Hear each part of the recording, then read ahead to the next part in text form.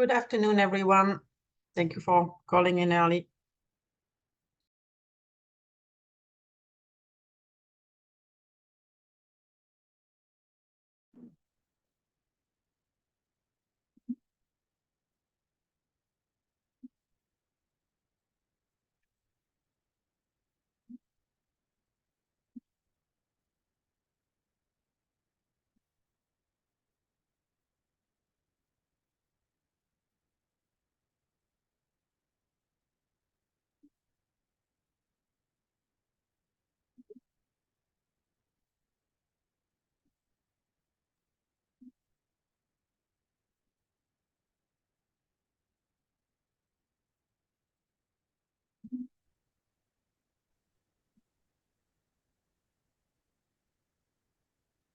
Well, we got one with the FBI effect, all blacked out.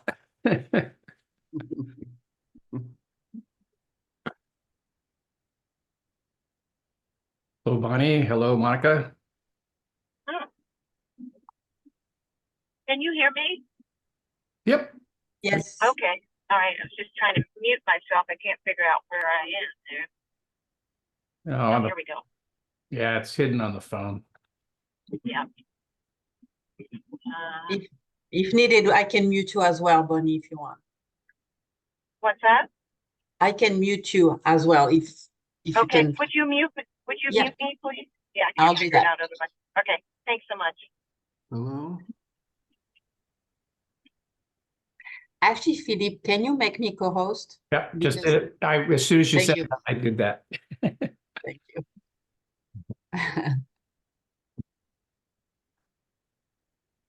Oh, this is Lujin from last night.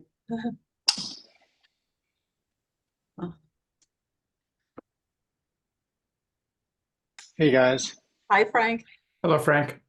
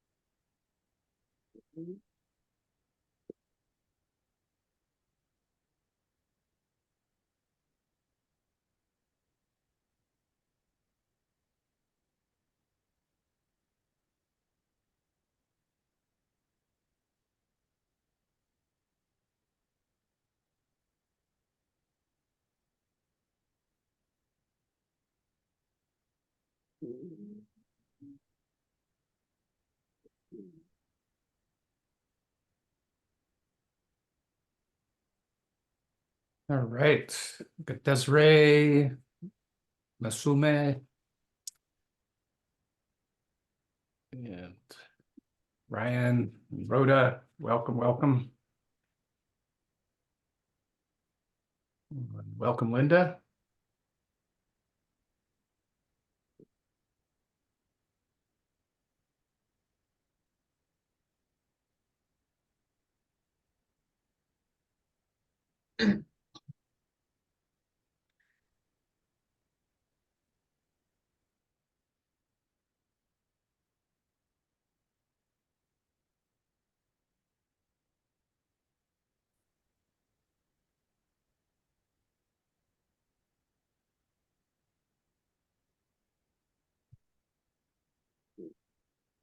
Almost. Looks like thank you for everybody being on time. Yeah.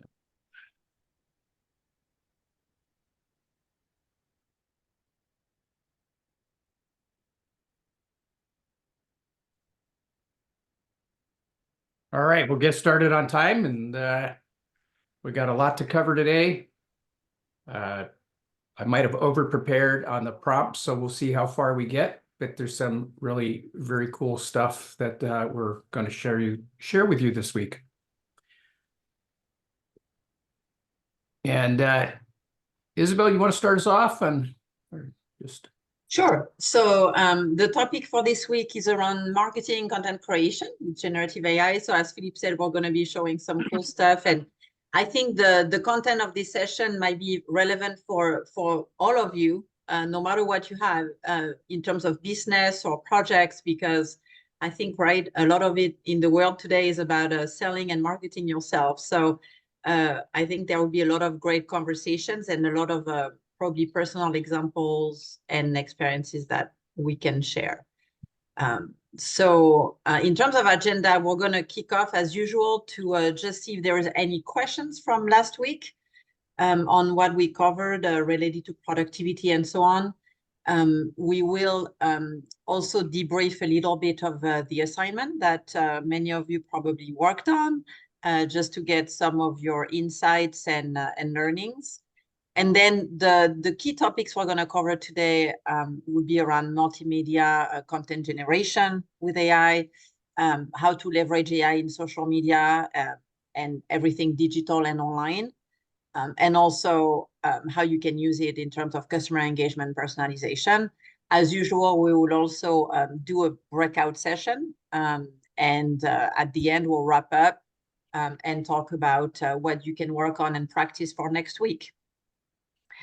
So I guess we'll start off with the debrief from last week in terms of, are there any questions from any of you?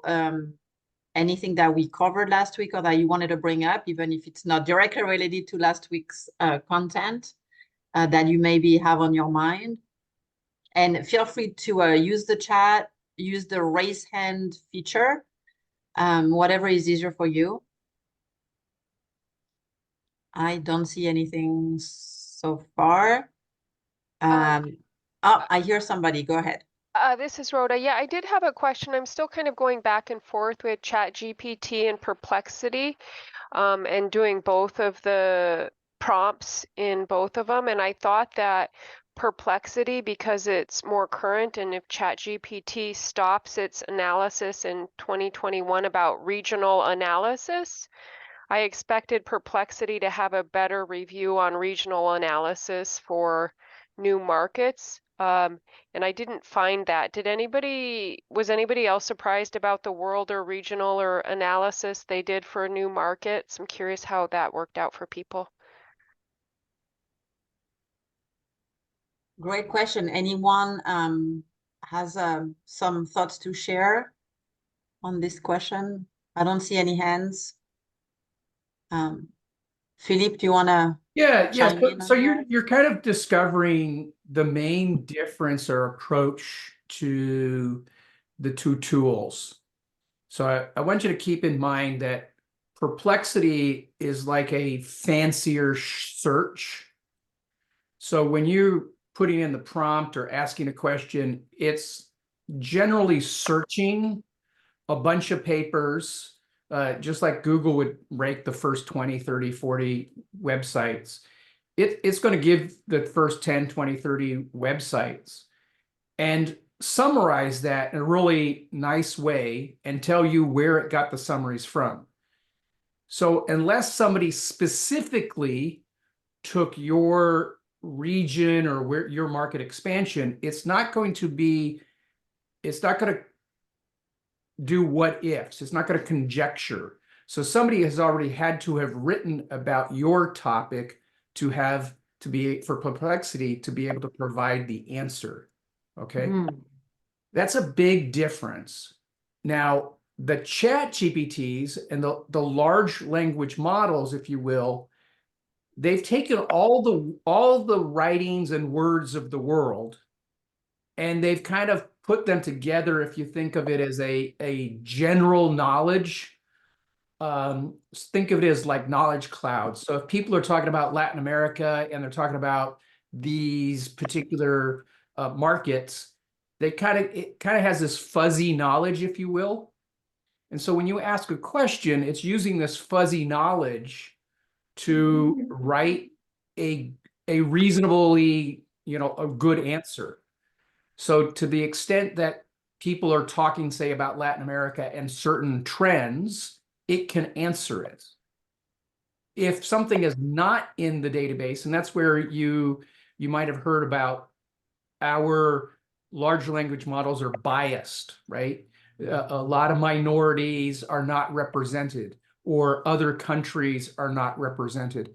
That would be true because the larger a country is, the more it's written, and the more information's in the sort of this world knowledge base.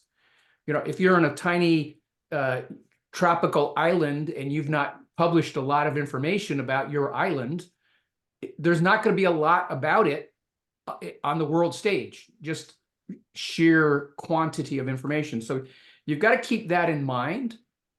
But so therefore, very specific knowledge, the engines aren't very good at it.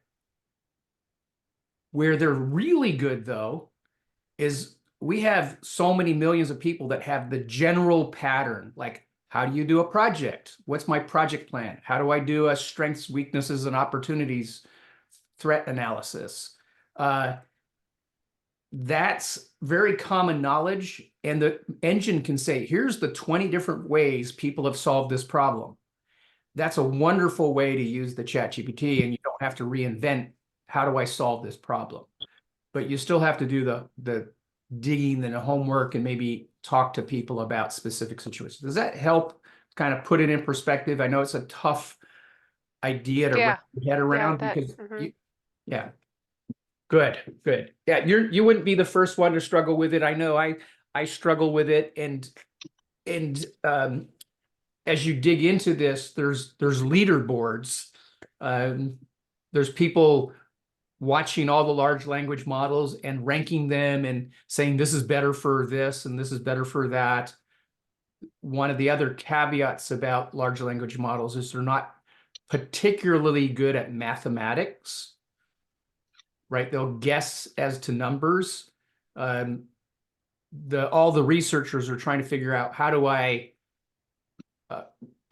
add to the models so they can answer mathematics correctly? So that's an area that you have to be careful of. Is there anything else? Any other questions or thoughts? Let's see. I don't see any hands yet. I'm looking at that chat. Happy All right. thousands of links. Yeah, okay. Excellent. So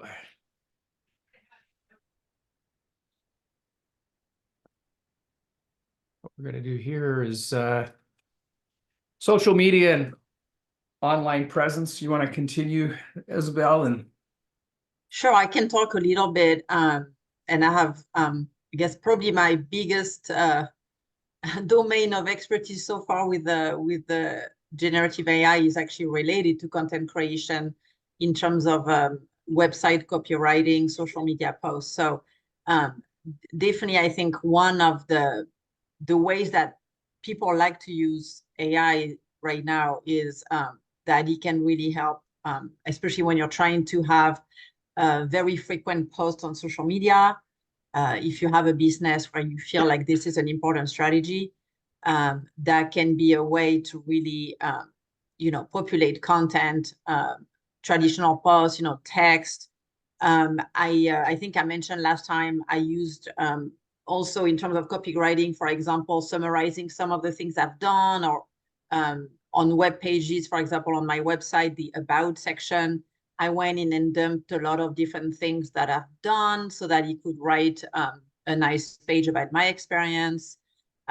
Also can look for interesting graphics. And I think we're going to cover graphics in a little bit with some of the things we're going to show you. So surveys can be another way. We talked before around, talking to your customers, customer discovery in terms of business strategy. That is also a great way to help AI create some surveys if you want to survey your customers or potential customers. Also, I don't know how many of you are familiar with multimedia tools like Canva. So I'm sure many of you have heard or tried Canva before. I use it on a regular basis as well to create presentations, for example. And there is now a lot of integration. And these tools are also, AI powered now, and they really promote that.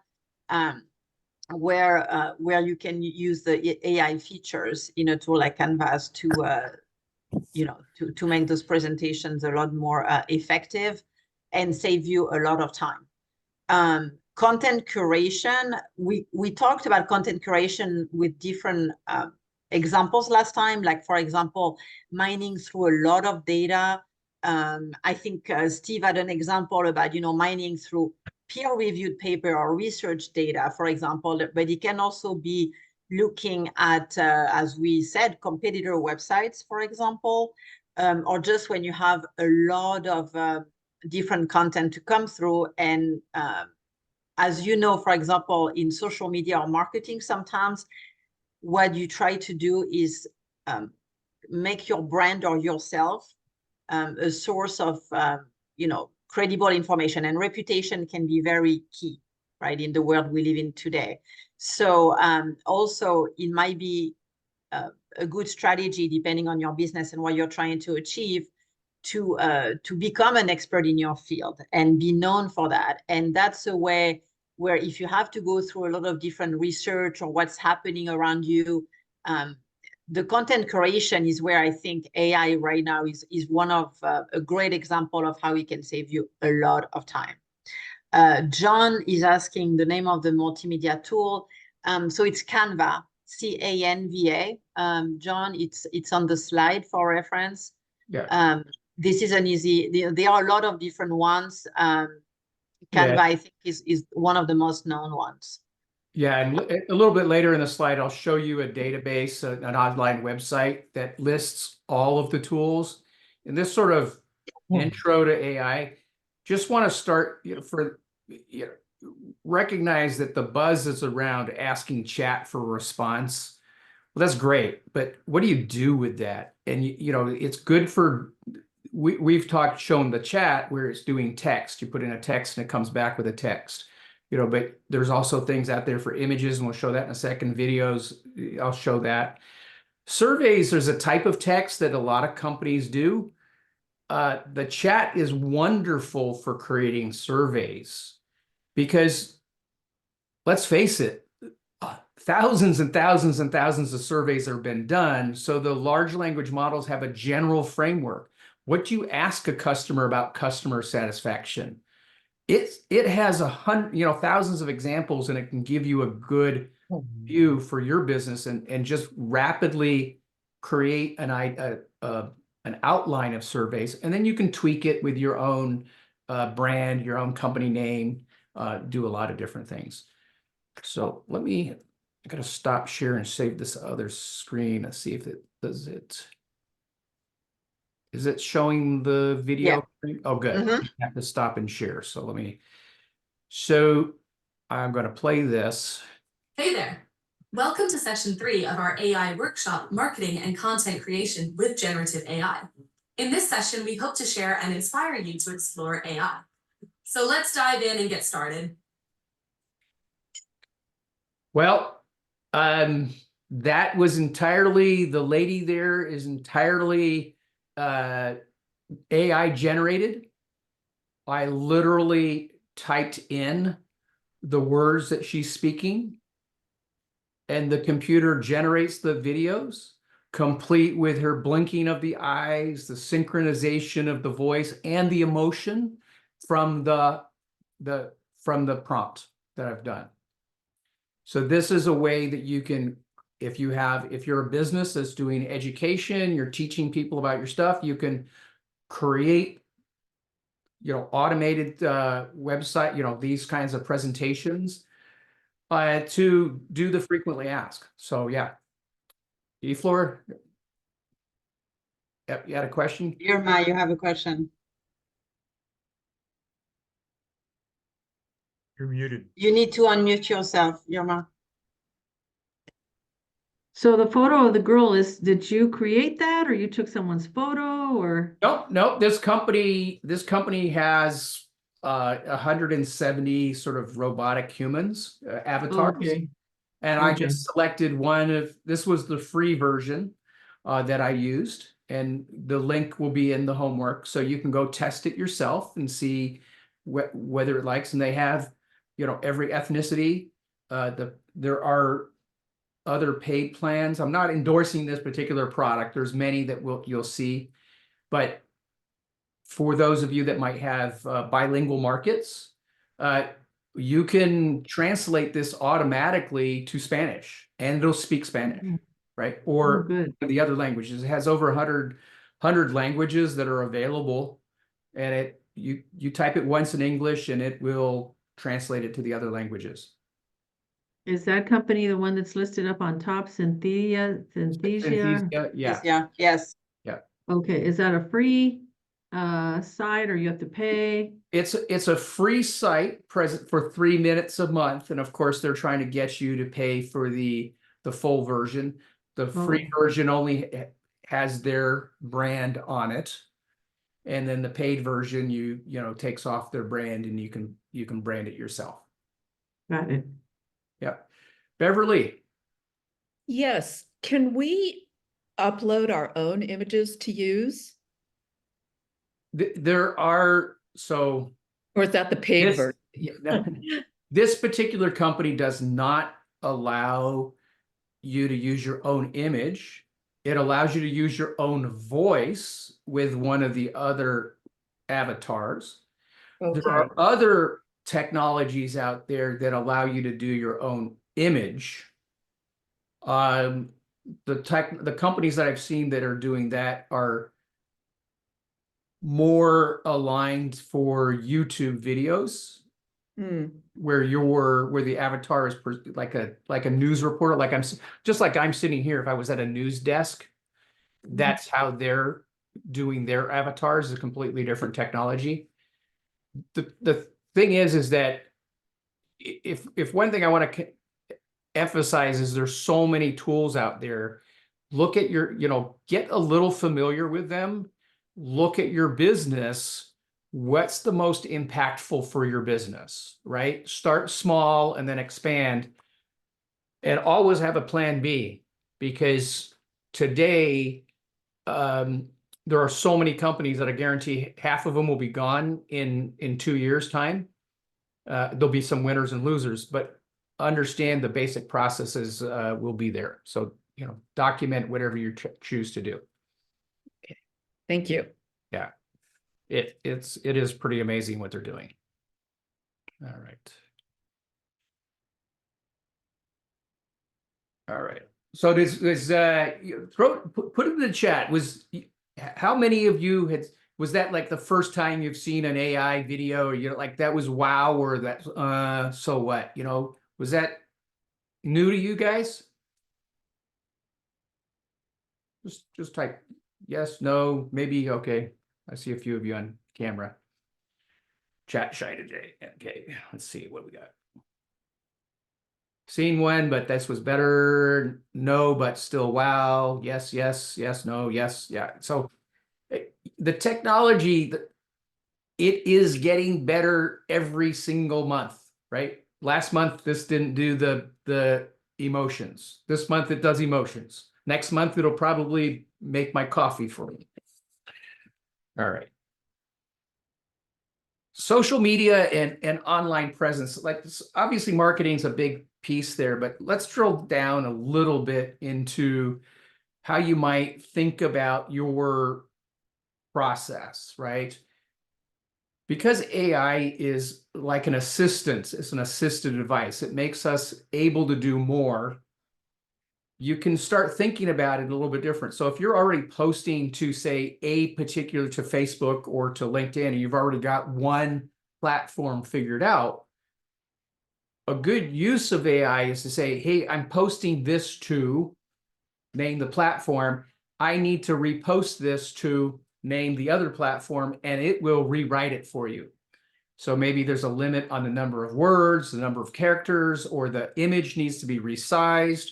So it's able to do a lot of that heavy lifting for you, and you can use those tools. Lots of companies in this space, all offering different variations of making that. One of the best practice, the next one is one of the best practices is A/B testing. How many times have we sent an ad or made an email or put out a web page, and we're told I should send out half asking for this offer and the other half doing this offer, and it's just a pain, right? So I'll show you later. You can literally say, here's my letter, come up with what the call to actions are, create some ABs, and you can instantly figure out what you want to do with that process. Audience analysis and targeting. We're not going to do too much of that today, but what if you have a blog or comments, or you're receiving it off your website and you've got a bunch of messages, you can feed those messages into the chat GPT and say, here are a bunch of comments. Can you summarize them? And it does a fantastic job of saying, we had 10 people have positive reviews, 3 people had negative reviews. The biggest thing was here. You've probably experienced this. If you've purchased on Amazon, Amazon now summarizes all of the reviews. Like this review, the features, the small size was the best feature, and the tendency for the knob to break was the worst feature, and it summarizes the features. They're using sentiment analysis to do that on really high scale. What's remarkable is you can be a small business now and do the same thing that Amazon used to spend millions and millions and millions doing. So that's the big thing there. Demographic and behavioral insights. If you have a database where you've got names and some sort of analysis of the age, the income, AI will analyze your data and provide you some insights. A little bit beyond what we're going to do in this course, but I want to make you aware it's there. How many of you have struggled with figuring out hashtags and keywords? Oh man, I saw some hands go up there. I'm like, I know. It's like, what should I do? What's a good word? What's a good strategy? You can just feed it your article and ask, here's my common keywords I've used in the past. What are some keywords I might consider? And it is really good at making those suggestions on keywords. And you can, a trick, you can even go and say, why would I want to use these keywords? What's the strategy behind it? And it'll give you a rationale as to why it chose certain keywords or not. You can further go on and say, hey, I need keywords for this platform, because certainly X, formerly, Twitter, X formerly known as Twitter, has a different way of doing hashtags compared to Facebook, right? And so you might want to optimize your hashtags for the particular place. Any questions on this in general, just sort of giving you some exposure to it? Yeah, we're just going to add on to this because for some of you who may be in a bigger corporation, for example, like I used to lead departments of marketing and communications folks. And of course, I wasn't the one doing, the hashtag and the posting and everything. But I think today, if you're hiring, whether it's an agency or freelancer or someone on your staff, if you have a marketing department, I will expect, that they will be familiar with how to use AI in their jobs, even though they may, be very experts at social media posting and all that. I think, again, something, for you to keep in mind, right? Like you probably want, if you hire someone today in this profession, to make sure that they are up to speed with this kind of tools, because it does make a big difference, and it saves a lot of time as well. So that's been a big game changer in this domain. Yeah, on that, if you are a large company, you already have your official, what your brand guidelines are and what your normal hashtags are.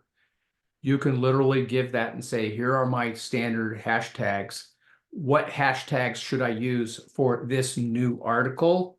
And it will tell you which ones are the best ones to use. So you don't actually have, it's as good as an intern, right? and that's usually good enough Come for on. me. Sorry if I disparaged interns. Seema asked if we were going to show some A/B testing, and yes, I've got an example of exactly what A/B testing looks like. All right, so let's go to this website here. I forgot to make it a.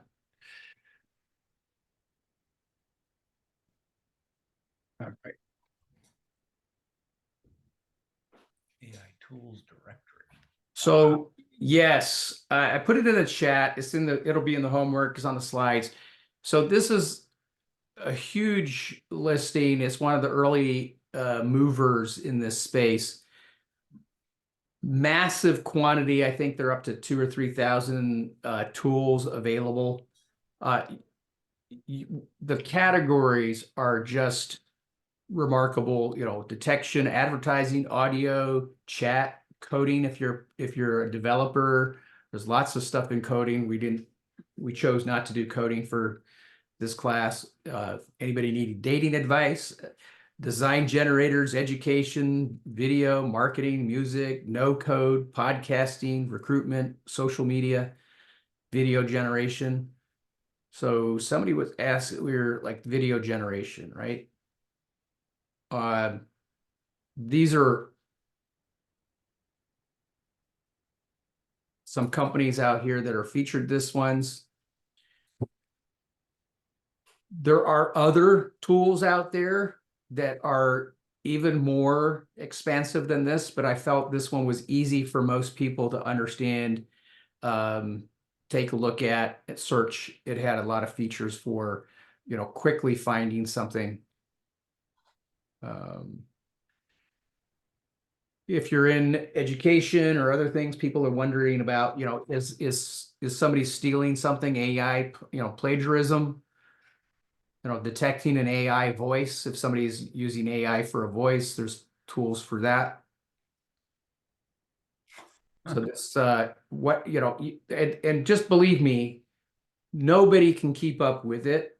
You've just got to sort of think about your own business, what's important to you, and then start looking for the tools in that space. We can help you score and understand how you might choose a tool and do the scoring mechanism. So that's all stuff that we can help with. But the actual what's right for your tool, there's no one size fits all.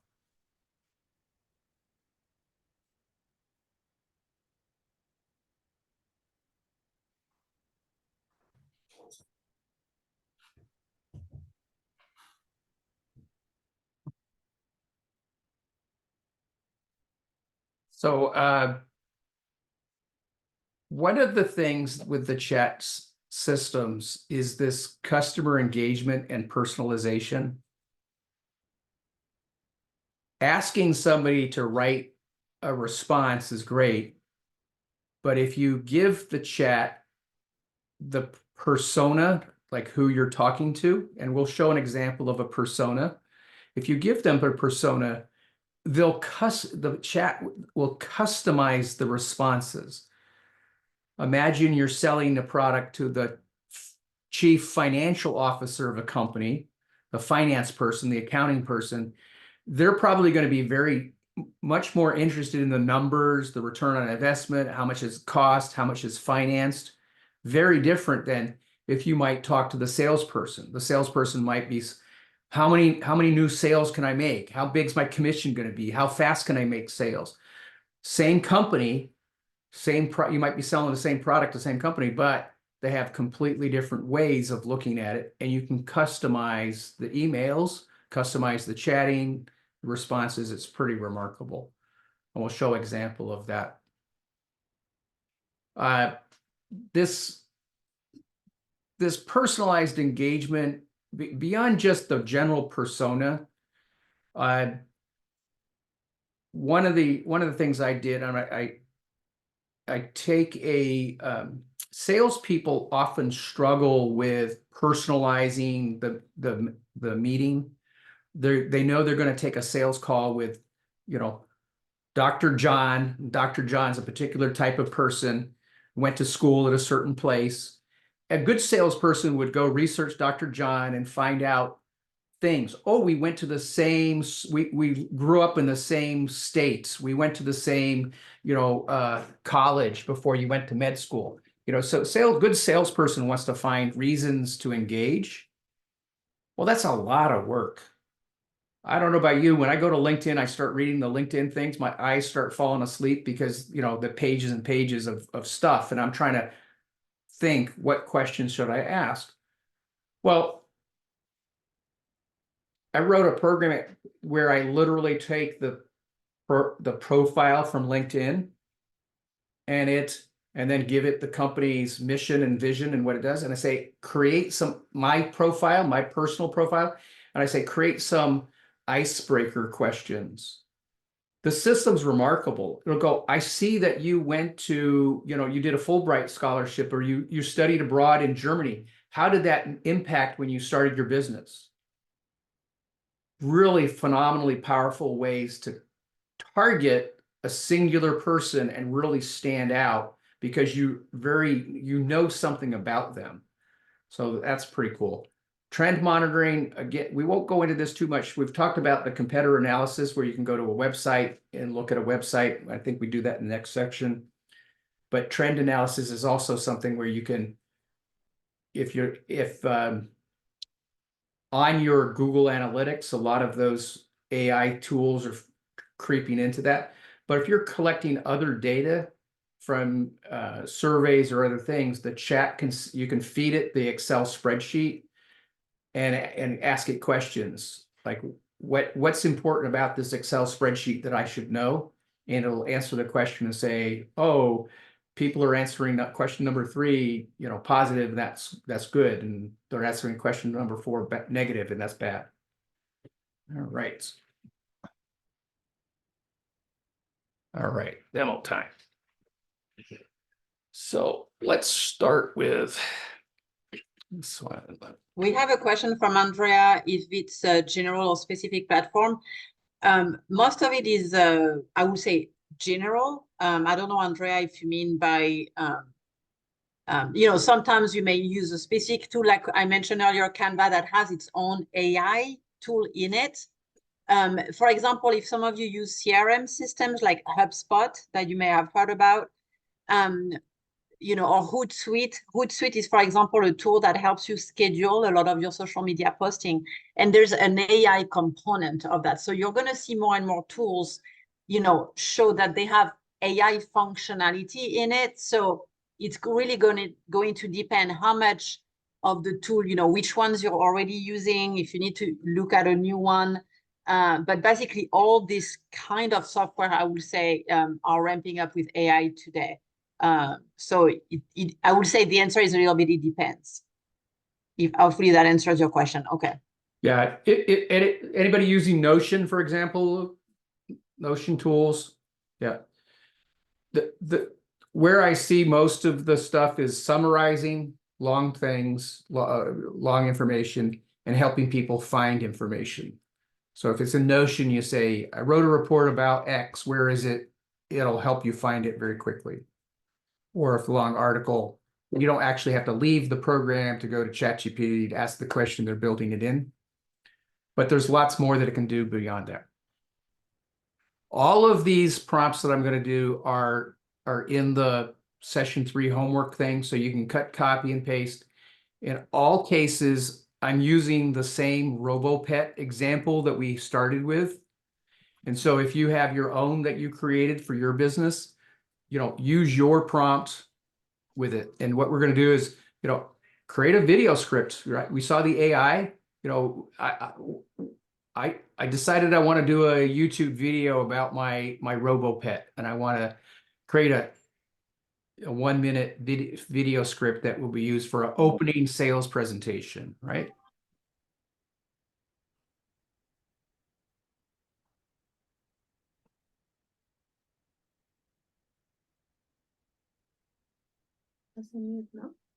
So as you won't go through all of it, but you just notice how it's Opening slide, background music, upbeat and inspiring. This is custom to RoboPet, right? Welcome to RoboPet, the future of companionship and therapy.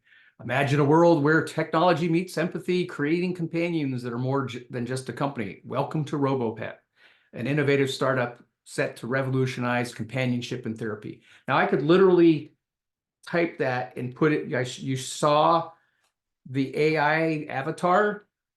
I could literally copy and paste this and put it into the avatar, and the avatar would say these words, right? Now I could choose a doctor avatar, or somebody else to it. So this is for each of whatever you're doing. I want to sort of think beyond just, hey, I need to create a video. Think about it. This is how the words I used here to describe my company, the word, we're cutting edge. This is a generic way of how a generic person, the generic chat, thinks about your product. So this is what it imagines, right? The RoboPets are designed with cutting edge artificial, learn more about their moods and provide emotional support, right? This is what it thinks. So if you ever put in a prompt about your business and it generates a video script that's kind of like not what you want to say, then guess what? That means that your description of your business needs to be improved, right? The video is as good as your description of your company. So it's a really cool way to think about marketing and understanding how your company shows up in the world. Okay. Anybody tried that yet, or done any sort of video stuffs? I'm sure should be somebody done that. Now, there was a question about like who am I selling to, right? I have some ideas about stuff. So what I asked, I said, I think I'm selling to, I want to sell to, make this bigger. I want to create a persona. Persona is an example person for a director of a senior nursing facility that has operational responsibility, but not owner responsibility, that I can use as a basis for creating marketing emails for those people, right?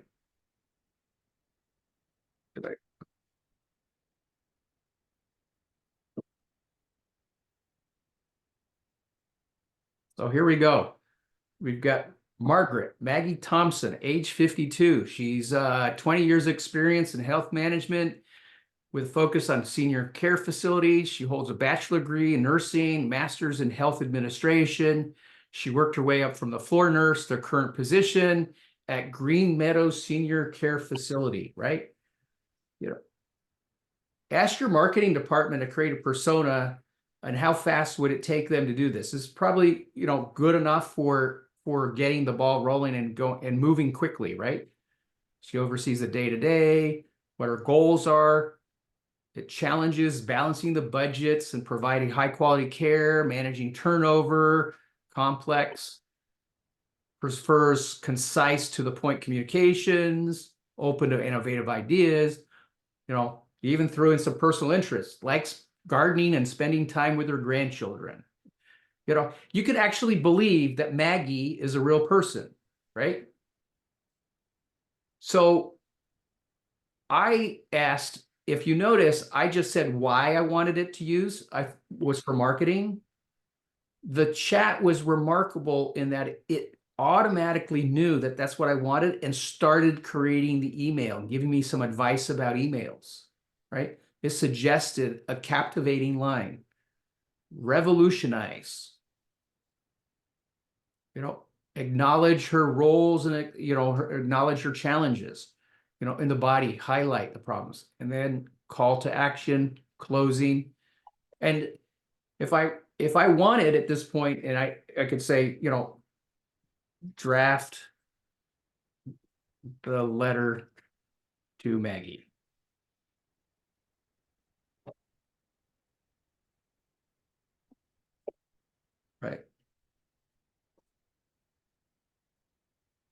and it's a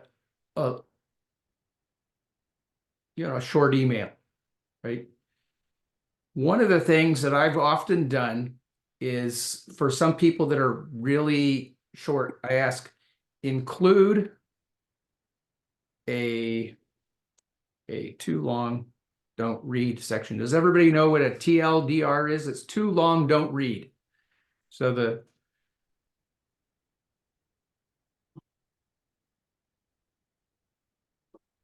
it creates a one-sentence summary: enhance resident well-being and streamline operations with RoboPet's companions. Schedule a free demo to see the benefits in action. And then it goes on to the rest of the letter, right?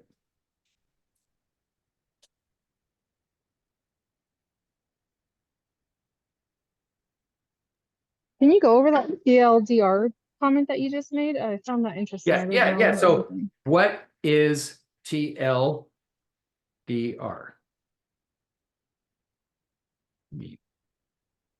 Why should I use it? TLDR stands for too long, didn't read.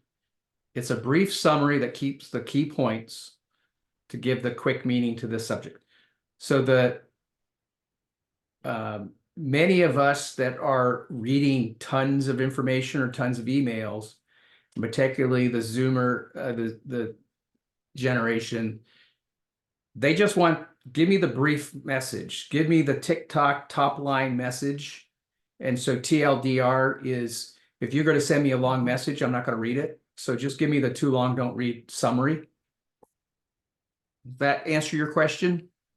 Yeah, brilliant. Thank you. Say that again. Oh, I just said it's a brilliant tool, and thank you for sharing. Yeah.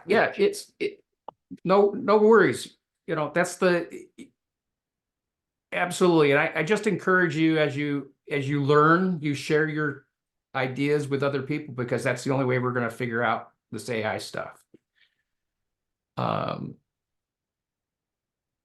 I included the response for those, that was the original one I did. Pretty cool.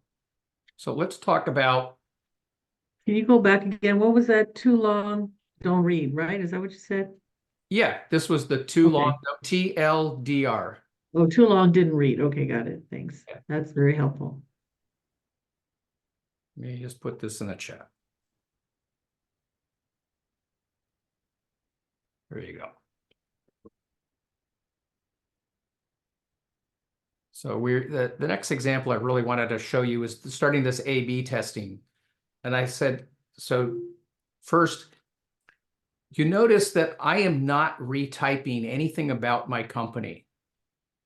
I'm in the same chat and I'm continuing the chat. You do not need, if you're in the same chat, I do not need to type in RoboPet is a blah, blah, blah, blah, blah company. It remembers it. Yeah, Alex, go ahead. What's up? Question on that. Do you have to be logged in for that to occur?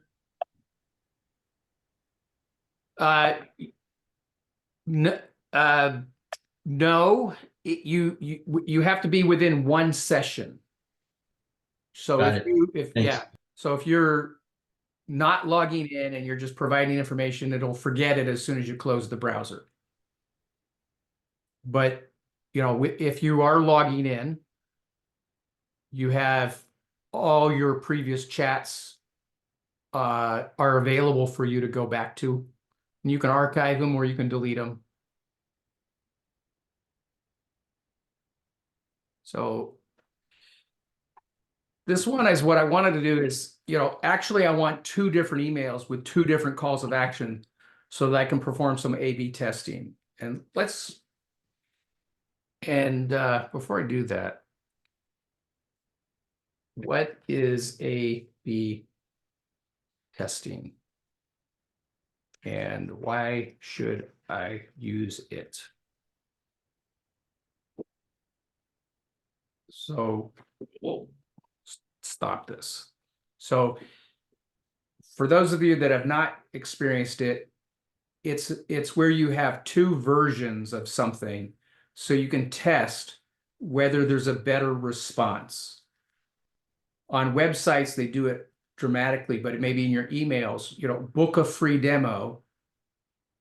We'll show an example of that. Might be different. People might click more on book a free demo, or do they click more when you say, get your cost calculator, download my free book, which causes people to click more, which is going to get a better response. There's some other things where you create these two things and then you randomly divide your groups into two things, collect the results and decide, oh, version A is better. When I ask them to download something, they get better. It tells you why you should use it. And in case I'm in the same thing, and it even said you could create two versions of your email to Maggie, right? One with a subject line of revolutionize resident care. The other one with transform senior care with cutting edge technology, right?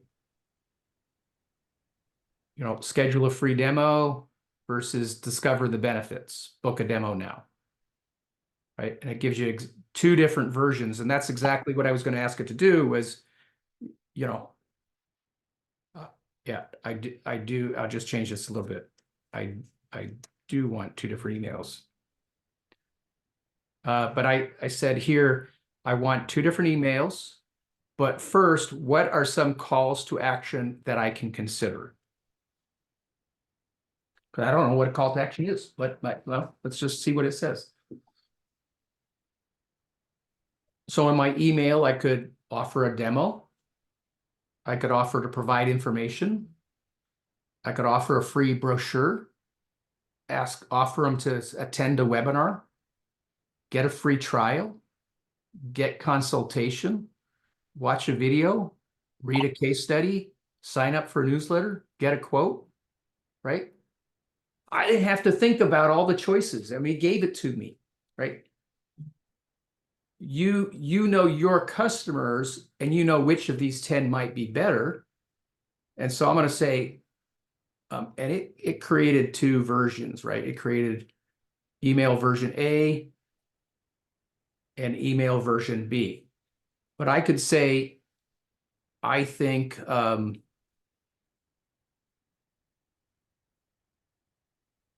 I like case study number 8. I like a case study number 8 and download a brochure. Which one's better? So write the emails for number 3 and number 8. I do not need to say it knows what I'm going to refer to. So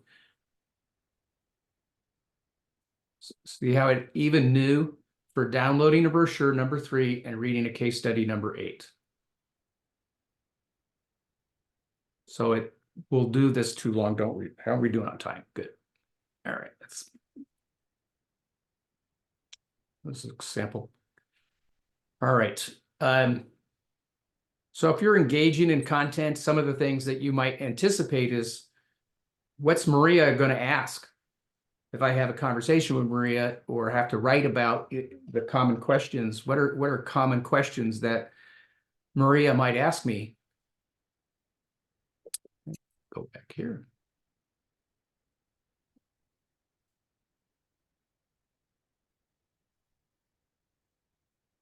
There are 10 questions that Maggie might ask regarding RoboPet. How does it help mental health? What evidence? Provide examples of others' facilities. How easy to integrate into our current care protocols for daily routines and residents, right? Mr. Eric. Could you just rewrite the question instead of asking what Maggie, the clinical nurse, would ask? What would a elderly resident of the care center? What questions might they ask if they saw it? I'm just curious to see how it changes the questions for different audiences.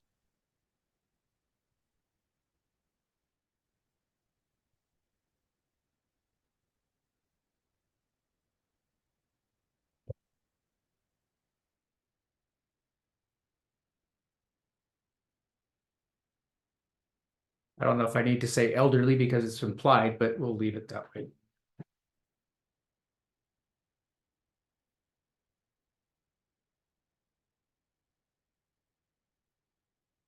Right? What does the RoboPet do and how can it help me? How does a RoboPet know what I like or how I'm feeling? How can it keep me company? Is it safe to use? Special care. How do I interact? Does it understand what I say? Can RoboPet remind me to take my medications? I really like that one. Pretty good, right? Will RoboPet be around all the time or during certain hours? Right? Can I choose what kind of RoboPet, like a dog or a cat? So, right? What do you think, Eric? Did it pass? 2 thumbs up? Yeah. My aunt and uncle are in the facility. I want to buy a RoboPet. Yeah, I'm selling them right now. Absolutely. I just need investors. Or you get out your checkbook. I'm soliciting. I'm doing an initial friends and family raise of $1 million. Cat or a dog, Eric? Yeah. Actually, I'm going to raise for a cat company and for a dog company, and I'm going to compete. Whoever gets to $1 million first, that's what company I'll build first. C&D testing. That's right. All right. So we did the questions. This next one is this is your bonus prompts you can use in your stuff. You know, I'm going to show you this, but I strongly suggest you do this yourself. I'm really stuck as to where to start with, and you notice I spelled where wrong, right? Don't worry about that. Content creation. Give me a list of 10 ideas and score them, right?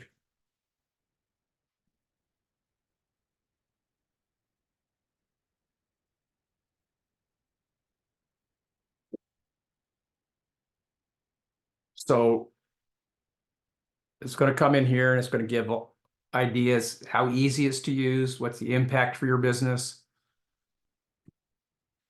And then you'll get blown away at the bottom here because it's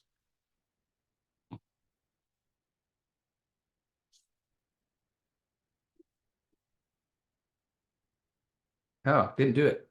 Last time I did it. I want this.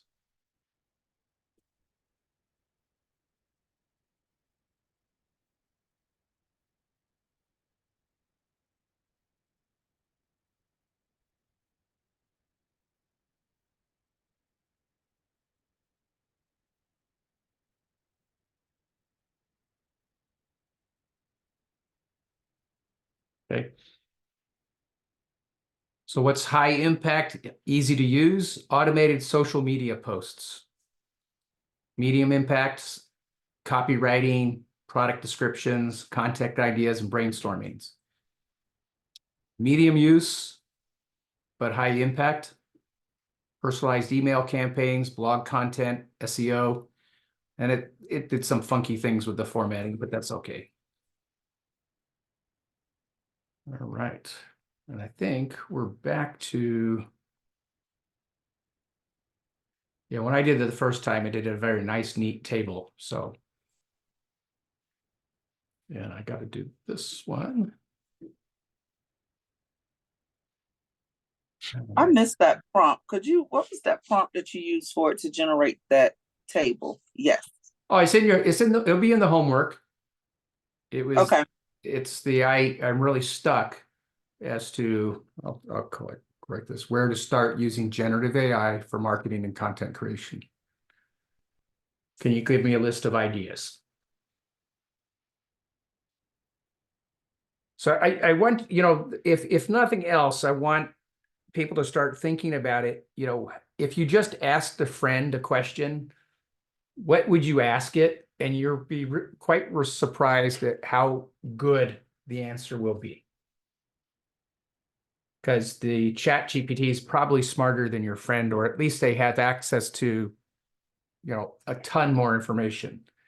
Your friend might be an expert plumber, but they don't know anything about content marketing. So this is pretty good. So what I was doing was There's my logos. Okay, in your homework, we have this website, and I'll put it in the chat as well.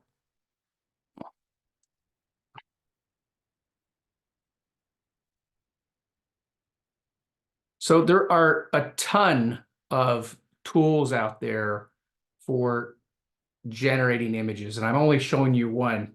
We could spend days and days and days going through all the tools. This is currently a free tool, hence why I'm showing it, right?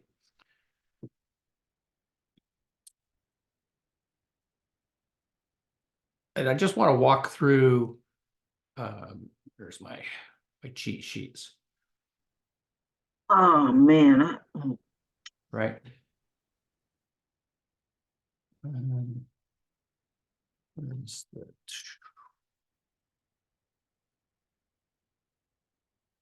Okay, want to create a raster, and it just asks you what, you know, I said I want a logo for RoboPets, and it's going to be square, and it's going to generate an image.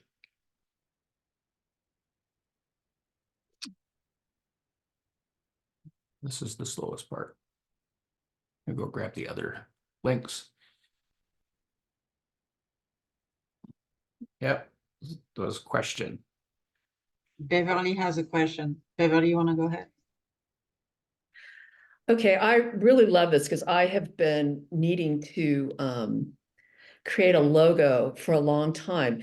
Is it possible, and I don't know if it is, like I have a specific personality profile, and I have it in mind to design a marketing logo kind of around that profile for marketing purposes.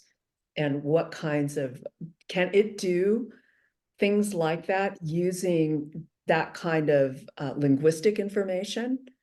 It's reasonable. What you can do is get all of these are downloadable as vector graphics. So oftentimes when you choose to hire somebody, if you've ever tried hiring somebody off of the Upwork or Fiverr or any of those services that offer logo creation, yeah, it's hard to match up what they're doing. So this was one Isabel and I did when we were first envisioning this class. It was about urban gardens and such. And you can see that it misspelled the words, but I could literally download this, give it to the graphic artist, and they could change it so that it's actually urban gardens as the word. But the design, right, conveys what I want and really shortens that communication back and forth with the designer. So it might not be perfect. In your case, it might. Who knows? Yep. Well, what's interesting is that when I did work with a graphic designer, and I've had one done before, that's exactly she did a little interview with me, like, what do I like? Who are my, design influences, or what color combinations, or what is it? Like for myself, I like clean. Yeah, you can put in words like that. For example, you're going to see this right now. So I just put in logo RoboPet, right? And it looks kind of mechanical. It looks pretty, and I'm saying I want friendly and helpful RoboPet, right? And it'll update it here. While that's going on, Linda, what's your question? Oh, you're on mute. Put it down in the mute jar. I'm just curious. Oh, that Linda. Oh, hi. Linda Hicks.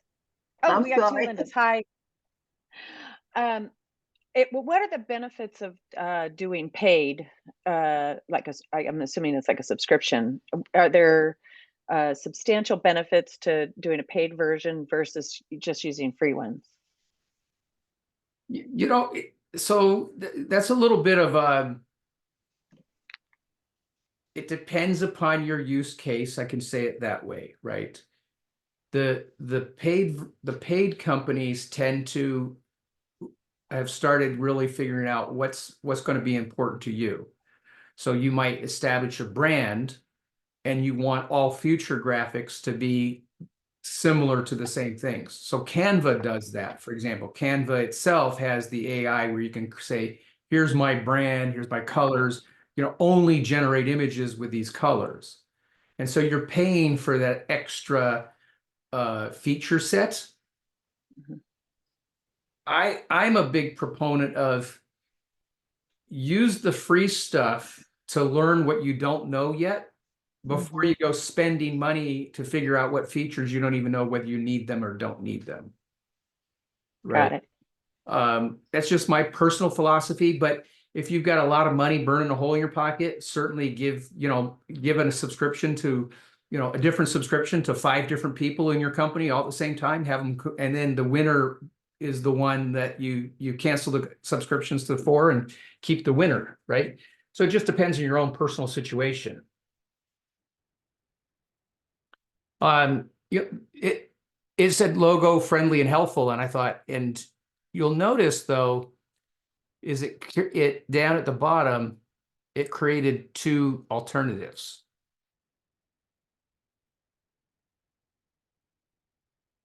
You can continue to refine it. I said, I'm going to skip this one. I said the second one, I said friendly, helpful, RoboPet, but corporate looking, not because it looked like a cartoon, right? And then logo for RoboPet, a health and wellness company providing RoboPets as companions to, I'm going to actually add this to senior living facilities.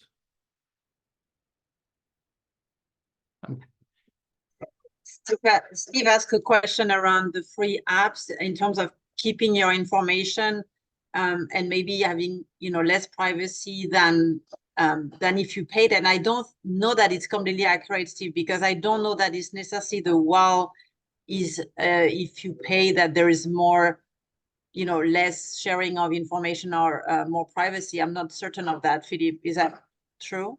I'm not aware of anybody that's saying I own the images that you create. That's a question. There's also some questions going on in the film industry, and even advertising industry. Like if an AI generates a painting, is the painting copyrightable? Right. That's being debated right now, and the patent office hasn't chosen whether it is or is not. It's generally being looked at that if you create an AI image, that it's not it's like public domain. I should do this.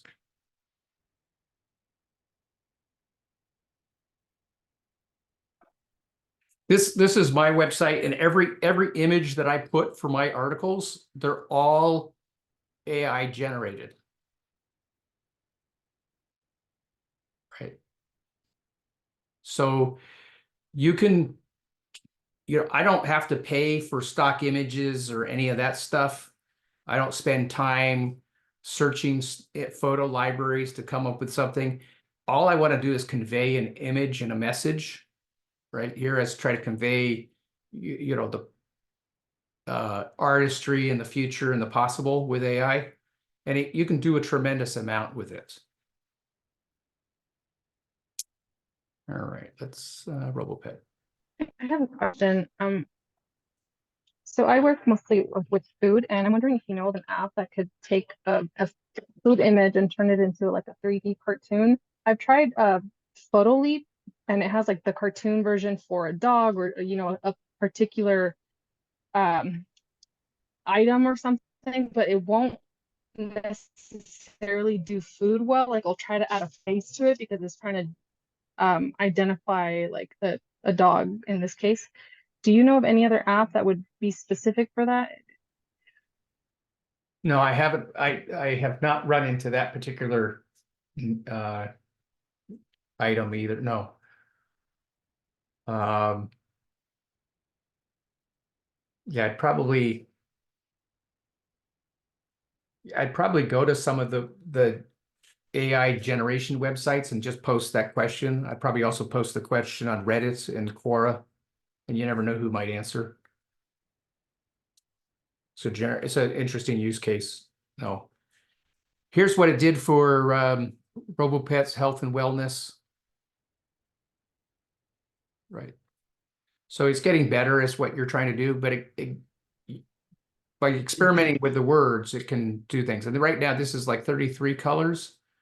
You know, if I want to make it less complex, what's it going to look like in black and white, right? That's Yeah. sort of the power of this kind of tool. Yeah, it does look like it made some mistake with the words, right? On the name and the Yeah. There are tools that are their focus is on getting the words right. And because they get the words right, the background images aren't as good. But the reverse is true. Those that have no words can do more artistic or futuristic. Like it's beyond it's beyond today's to do a survey of all the tools that are out there. If that's of interest, ping me. I'll let you know. I can forward you some YouTube channels where people are doing the graphic. It's just remarkable. And I think we're back to we want to do a little bit of a breakout session because we've yacked at you for a little bit. We want to get you a chance to be social and engage with each other. A lot of this, as I've said, is the ISO knew that you can learn from each other about what you're trying to do or what you're wanting to do. And I think it's a really important thing. I think AI is not going to replace us humans. So we need to do what's really a human, and which is connect with people and work with people. The AI will never do that. So in your breakout sessions, what we'd like to do is have you, we got what's almost 15 minutes then. So where do you think you'd use AI for your greatest impact in your business? You know, what's next for your business in using AI? And if you're just starting, what's holding you back, you know, from starting? And if you're already doing stuff, share with those that are just starting what got you started and what you're going to do next to expand into, you know, productivity and how you think about it, what you've learned. So how about we do 10 minutes? I think that should work, Philip, right? Okay, 10 minutes. Sure, breakout session. And then we'll do a quick wrap up. We got 36, so we'll do 6 rooms. What, 6 per room? Sounds good. Mm-hmm. And we'll see you back in 10 minutes.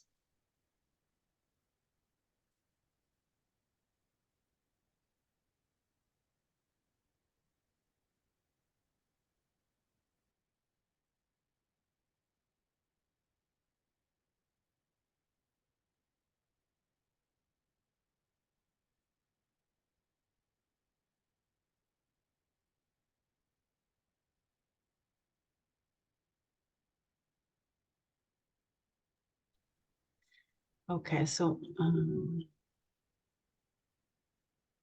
Alexa, set timer for 9 minutes.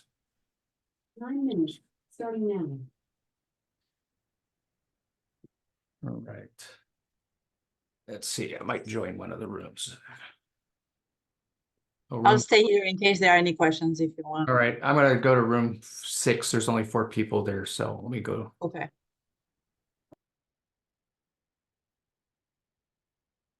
I'm not using it as much as I'm just trying to learn about it. Like I'm Phillips and Isabel's colleague, one of the EIRs at UC Riverside. So I'm listening in to understand it better, just so I can be more helpful to my clients. But I haven't been an active user heretofore, unlike Philip, who just joined us. Yeah. Are you doing Brett Farida? Did I say it right? Farida? Yes, Farida. Excellent. So I have used mostly ChatGPT for work. My background is in technology. I'm a software engineer already. I was interested in this class because I was just trying to break off from the more technical way of using AI into the business side of understanding the business way of using AI. And I'd like to apply it where I'd like to use it to write a business model for the startup that I would like to do. Yeah. That's me. Mhm. Yeah, I'm actually working on doing that for, yeah, I'm actually working on that. Trying to create the prompts. So that's interesting. So Brett said he's starting up a flooring company as a startup, and his question, he's sort of looking into it to say, how might I use it? How might I harness it? And I'm wondering, you know, I would imagine you could do messaging from the perspective of a contractor, from the perspective of a homeowner, from tons of things, right? So yeah, from a flooring company, if you go back to lesson 1, we talked about the value, your unique. We always talk about the for a business model canvas, which is a sort of a one-pager overview of your business, including what's unique about your business, right? And you think about it this way: as a flooring company, I can go to the internet and I can search flooring, you know, what's your unique selling proposition, right? And in that sense, what you can use the ChatGPT and say, what are possible unique selling propositions, right? And that'll give you some ideas of what you want to start with and focus on, and then even drill down into, here's my ideal customer, here's what they are usually like, here's the persona, can you create a persona? How should I email them? How can I reach out to them? How can I find them? All those questions, you could ask chat and it'll give you pretty darn good answers. Philip, could you also use it to scrape Yelp if you wanted to say, hey, other flooring companies, what are some of their most common complaints that they get from their customers? And it can go and scrape and maybe even summarize for you. If you want to sell against competitor X or Y, here's what the most of the complaints that they get are. So you can go, if you go to a website, you can feed in a website and say, here's my competitor's website.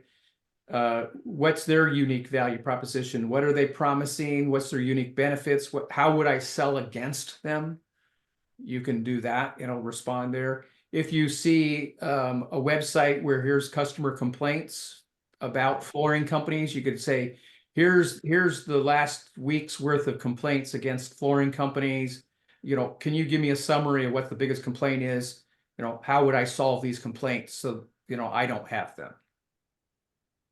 Just amazing stuff that to me would be a very big deal. It basically tells you how to sell against a competitor, essentially.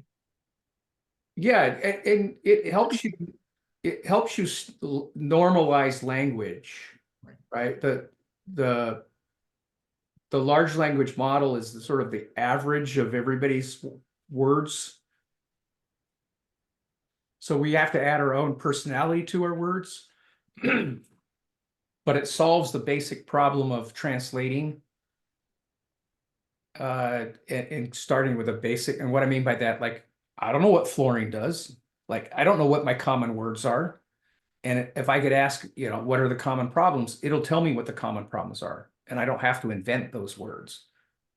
Or maybe you have, you know, key Andrea, subsegments. I want to rope you into the conversation that how are you using it? You know, Farida, you said you're using it technically. Does that mean coding and yeah, no, I haven't used it for coding per se, but sometimes when we run into issues while debugging or something, and something I have never seen before, so I'll grab that and throw it in there and say, okay, how do you solve this? And what causes this issue? Yeah, it's great. It's great for bugs. It's great for documenting code.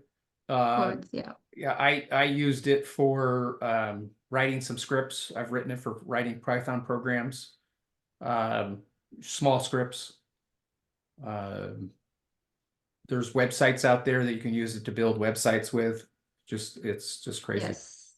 Yeah. Andrea, are you with us? What are you working on? Hello, yeah, I'm always mute because I work in a childcare and I had to like escape in a corner for don't have noise. but I don't use a lot for my childcare, but yes, I'm using it a lot for studying. I go to UCR, I have in child development, I take always courses, and I use it a lot for do the homework. But don't think bad about me. It's the way that I learn better, because sometimes I speak Spanish and everything is English. So I used to go before translate and use different tools, but now it's like with this I have everything in one.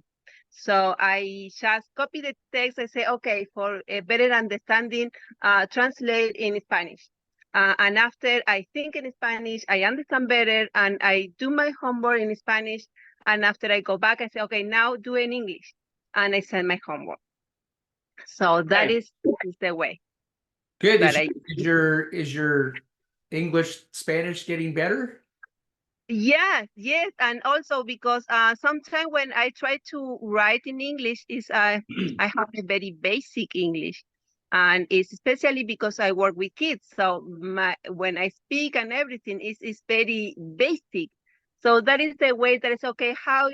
Probably I do in English and say, okay, correct that. How can I do it better? How can I be for a university level? So it's kind of like help me a lot for do the homework. Very nice. Yeah. And also I'm starting a new business, so I'm in the middle of create my web page.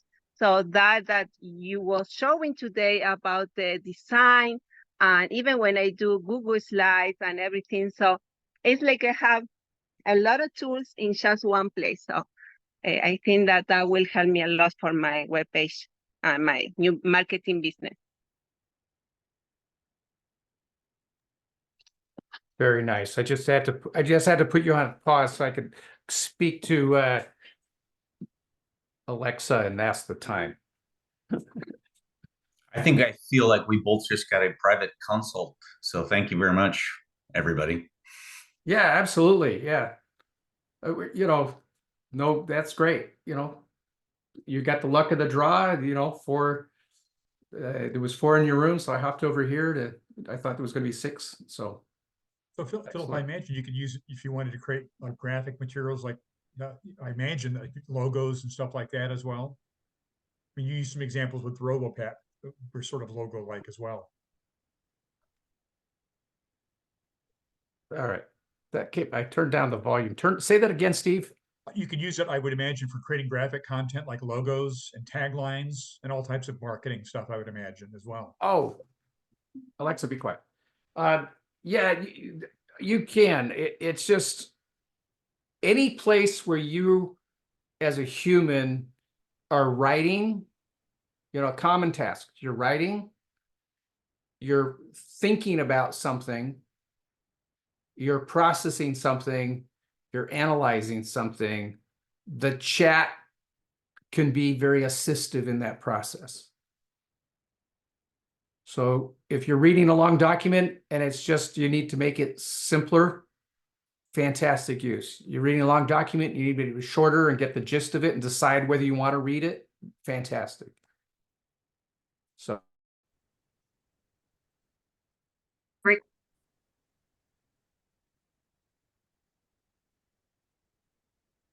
All right, do we have a few minutes maybe for comments, Philip? Oh, absolutely.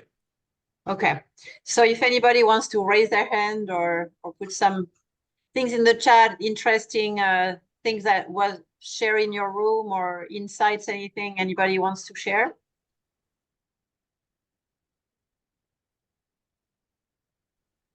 Beverly, go ahead. Okay. A couple things. One is just administrative. Because we have 6 people, we needed 12 minutes and not 10. It was kind of like a 2-minute thing. That could work. And then the other thing was we had a wide array of experience, everyone from people who are brand new to a gentleman who uses it in his real estate investing business. So we really had, and he uses it every day, uses it with his virtual assistants. So it was great, just the level of knowledge is so varied, which I think is wonderful. Excellent. Thank you. Eric. Yeah, also we had a range of different levels of experience, mostly fairly junior, but everyone had some experience, I thought. But so questions came up, for example, if you were trying to compare multiple things or search through multiple things. One lady had multiple files, video recordings, and she wanted to search through, and we were wondering, what if you had a whole bunch of files and you wanted to look for specific pieces, transcribe them and look for specific pieces? Do large collections of information require subscriptions to make use of multiple files, or can you just throw as much as you want in one session and it'll always give you what you're looking for? Yeah. So within the basic models that are there now, they have a limit on the side, what's called the context window, the number of words it can handle, the amount that it can deal with. And so, yes, they're limited. You can't take your entire collection and put it into the basic chat tools. There are companies that are rapidly trying to offer tools where you load up your private library and it'll search for things for you. Microsoft had their keynote, I think last week. They released a new laptop computer that is, the AI is going to be on the computer. Nothing's going to be stored in the cloud. And it'll let you find your files, and you just ask, like I wrote a report to John last week on the marketing budget. I can't find it, whereas, and it'll find it for you. Or I remember there was a photo from our holiday in, the Caribbean on, around the 4th of July. Where is it? And it'll find it for you. So those things are coming. That's where companies that have a large amount of private data, though, you probably have to start thinking about other choices that are out there to access that data and use it in a way. But the basic tools are there. Yep.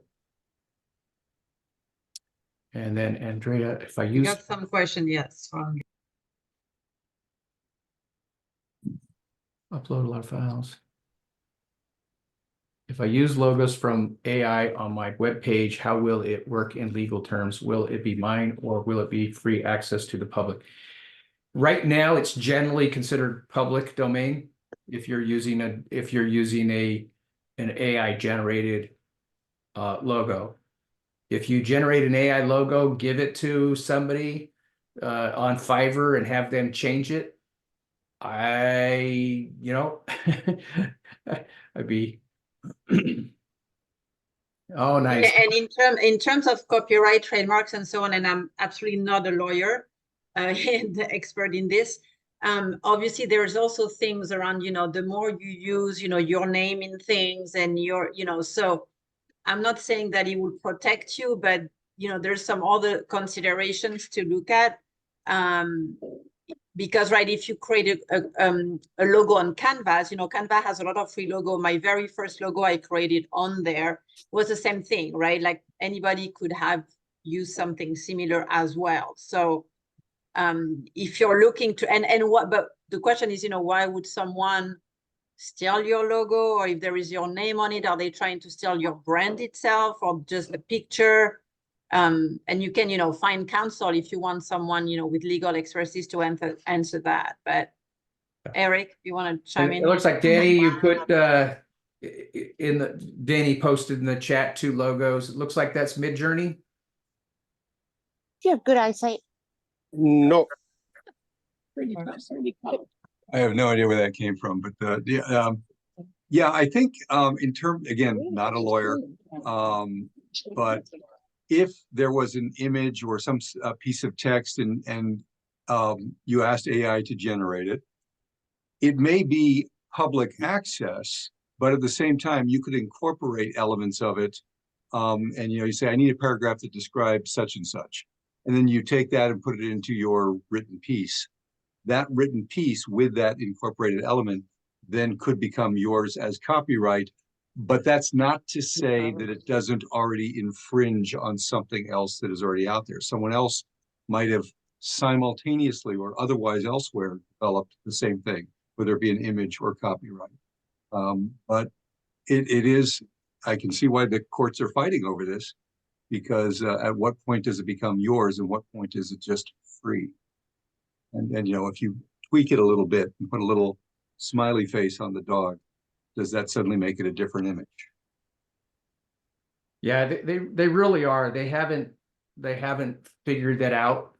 Like there's a whole you start digging into this. There's one country in the world, I forget which country, that has allowed AIs to incorporate. And it's a country trying to make money off of allowing being the first. So yeah, I guess a head scratcher, Eric. But there's other countries that are saying anything created by an AI is not copyrightable and not patentable. So to be determined. To be determined.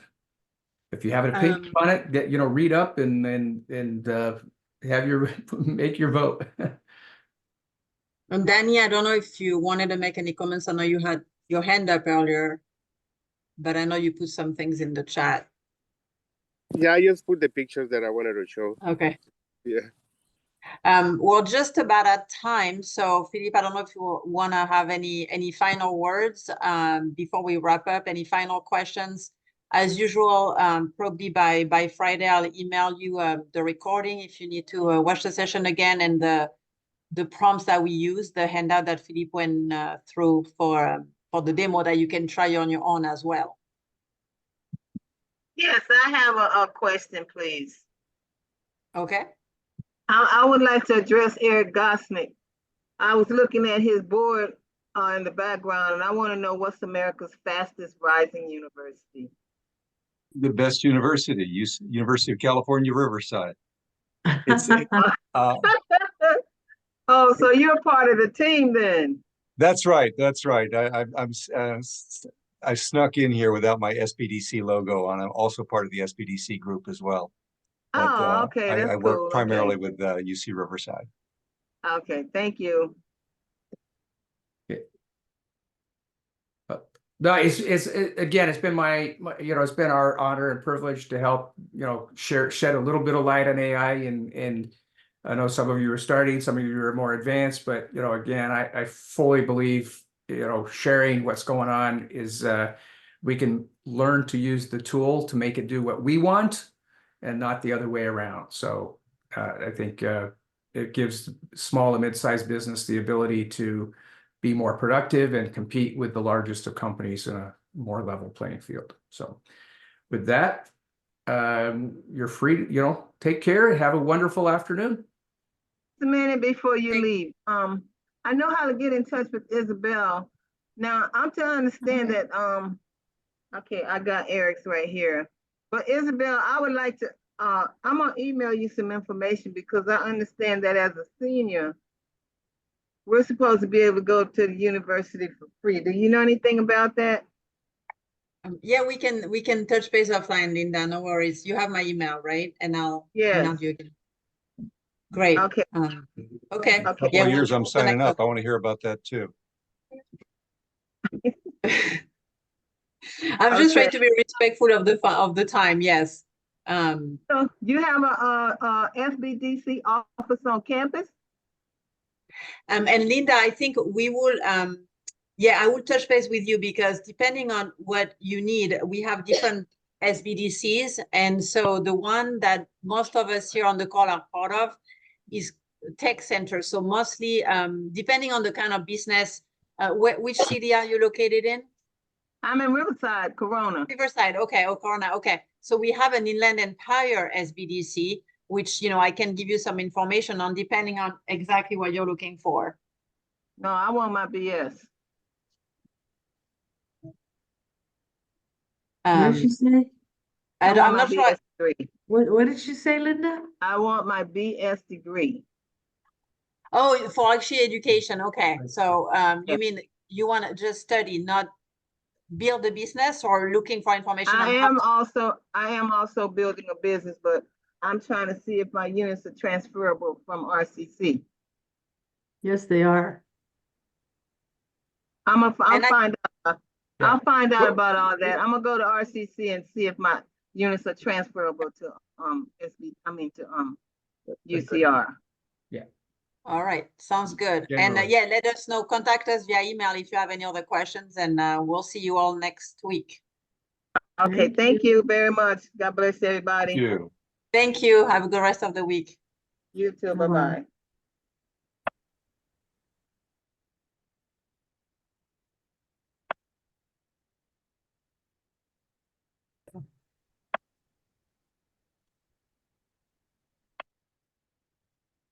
I was just wondering if people had questions or whether it's maybe the ones who have walked away from the screen. Yeah, I remove them. Hang on. Remove, yeah. Let me stop recording.